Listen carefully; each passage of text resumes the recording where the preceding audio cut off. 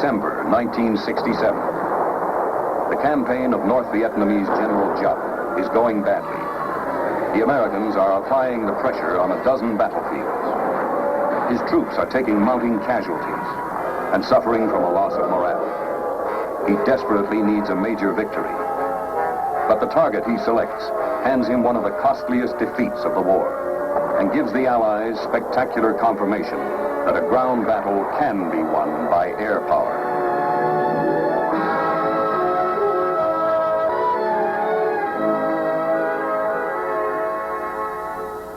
Khe Sanh, an Allied base manned by U.S. Marines and 1 battalion of South Vietnamese Rangers.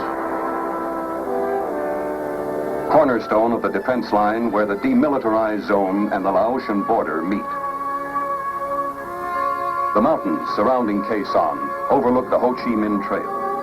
To Giap and to some Western observers, Khe Sanh's similarity to Dien Bien Phu make it a lucrative target, one that might bring a victory as decisive as the one that forced the French withdrawal a decade before. Into the area, Giap moves 2 full divisions, more than 20,000 men, and positions them to surround the 6,000 defenders. A 3rd division is moved toward the Marine base at Camp Carroll.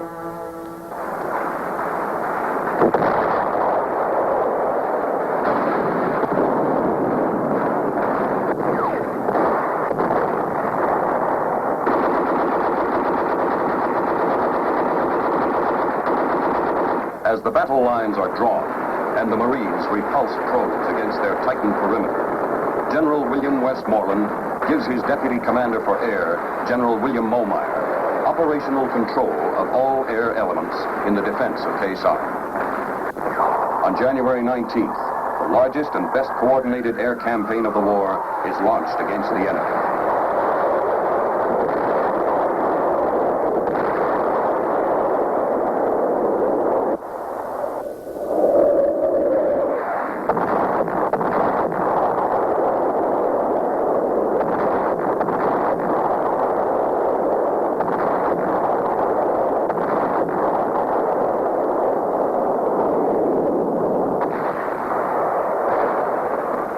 With land routes blocked, every ounce of food, every round of ammunition must be flown in to the besieged Marines across an air bridge that is always busy, always dangerous. Enemy gunners score a hit on an A-4 flown by Marine Major Bill Loftus. But Loftus is quickly recovered by Marine choppers and returned to Khe Sanh.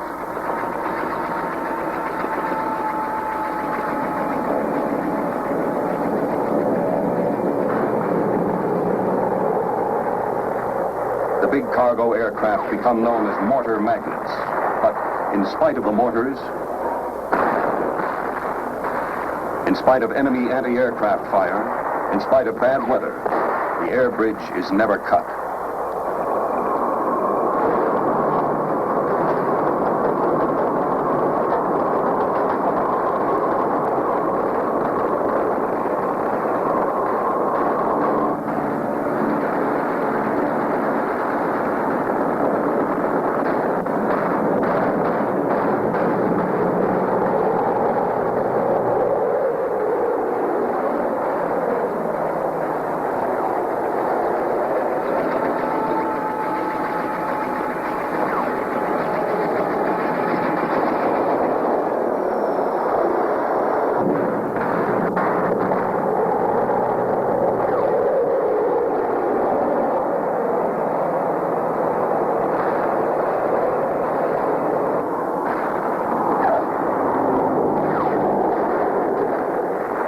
In the first month of the siege, Air Force C-130 and C-123 aircraft deliver nearly 11,000 tons of supplies and move more than 3,000 troops, refugees, and wounded in and out of the base. Their daily load averages as much as an 80-truck convoy.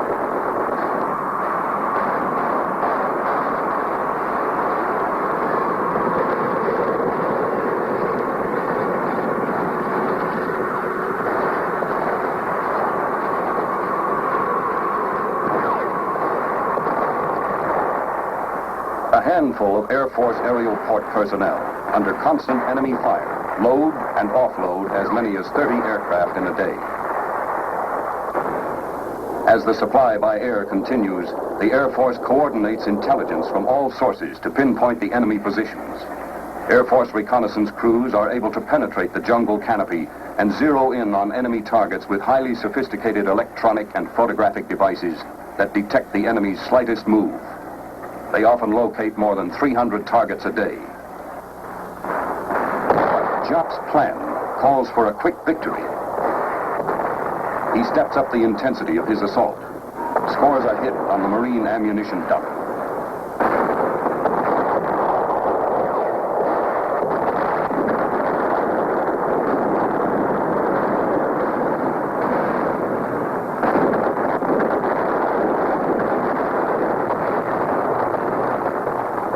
On 23 February, 1,300 rounds slam into Khe Sanh. Casualties among the defenders mount.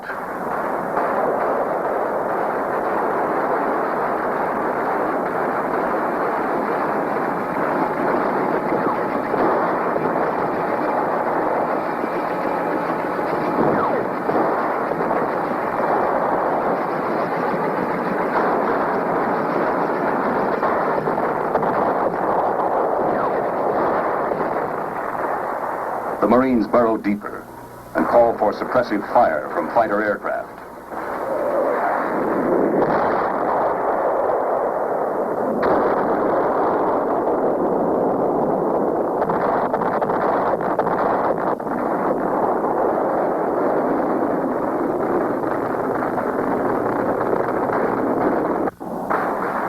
On the airstrip, the airlift planes meet increasing enemy fire.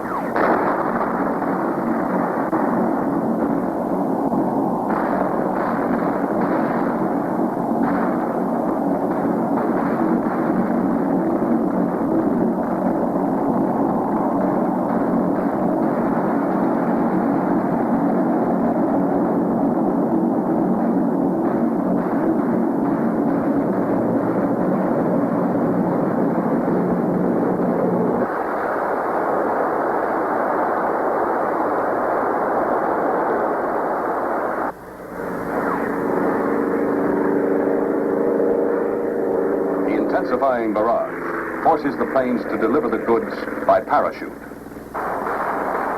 The communists are steadily increasing their attack. The specter of Dien Bien Phu is revived in American headlines. But what the French lacked, the Americans have in overwhelming strength, the decisive element of air power.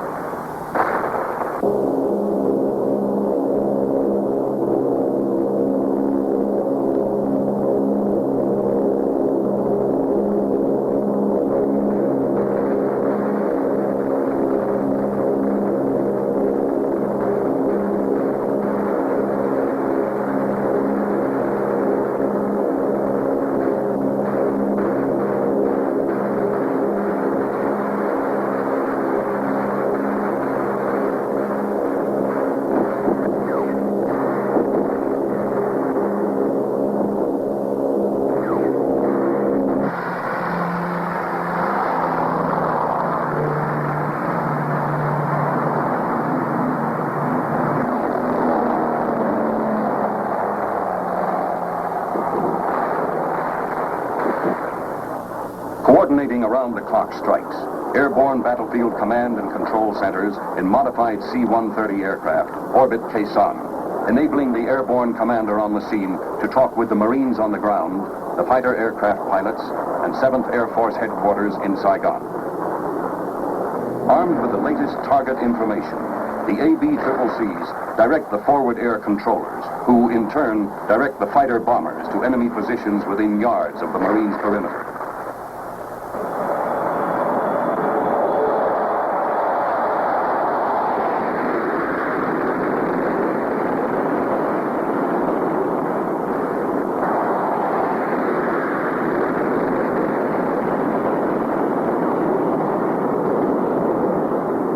The B-52s, with their sophisticated radars, are able to strike in any weather. Each carrying more than 30 tons of bombs, blast enemy bunkers and supply dumps, devastating the surrounding landscape.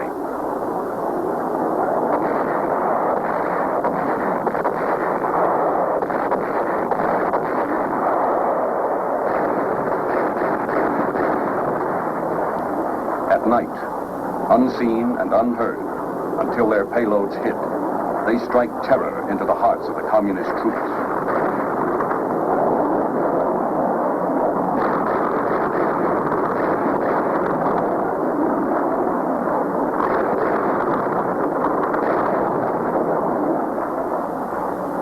The air effort is massive.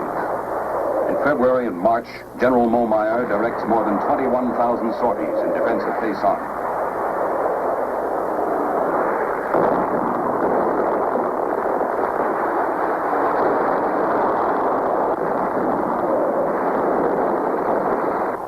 Of these, 2,500 are flown by the B-52s.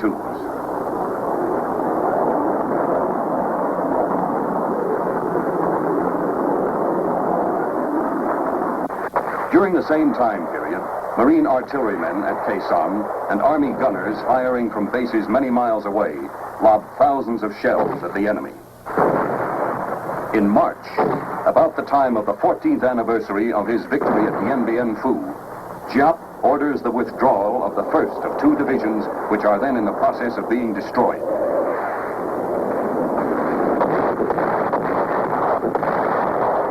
At the same time, the monsoon lifts, clearing the skies for a growing stream of airlift and medevac aircraft. Tactical fighters continue their precise attacks, complementing the heavy bombardment of the B-52s, increasing the pace of the enemy withdrawal. The Marines move out in pursuit of the enemy. Now the extent of the communist defeat becomes more apparent. The debris left on the battlefield is mute testimony. Stockpiles of ammunition, rockets, mortars, and automatic weapons, laboriously packed down the Ho Chi Minh Trail, are abandoned. Captured North Vietnamese troops provide added facts. One regiment is reported to have lost 75% of its 2,000 men. Mass desertions to escape the bombing are not uncommon.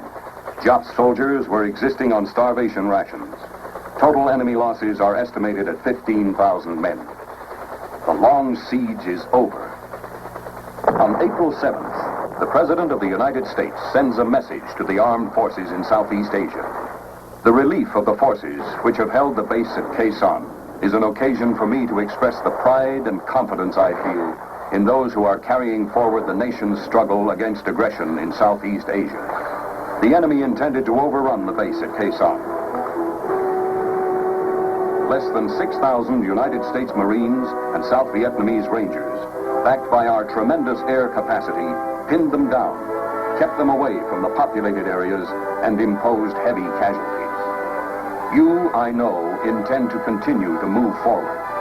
But by your gallant and skillful support for the brave people and armed forces of South Vietnam, you have brought nearer the time of peace in that suffering land and in all of Southeast Asia.